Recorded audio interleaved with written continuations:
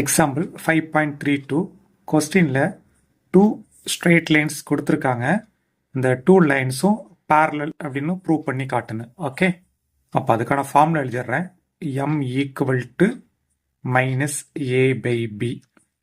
ஒரு straight line கொடுத்து அந்த லைனுக்கான ஸ்லோப் கண்டுபிடிக்கிறதுக்கான ஃபார்முலா தான் m equal to minus A by B. Okay, இப்போ ரஃப் ஒர்க் எழுதிடுமா? எக்ஸோட கோஎஃபிஷியன்ட் தான் ஏ, ஒய்யோட கோஎஃபிஷியன்ட் தான் பி.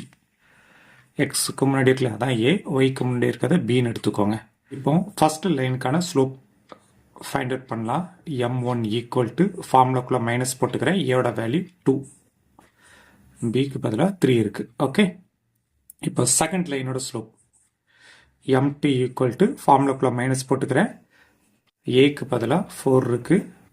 இப்போ பியோட வேல்யூ வந்து 6.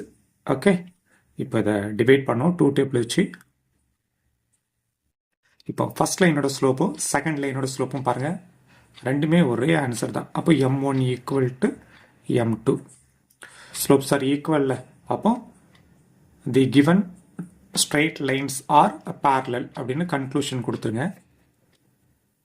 Hence the given lines are parallel. அவ்வளோதான்.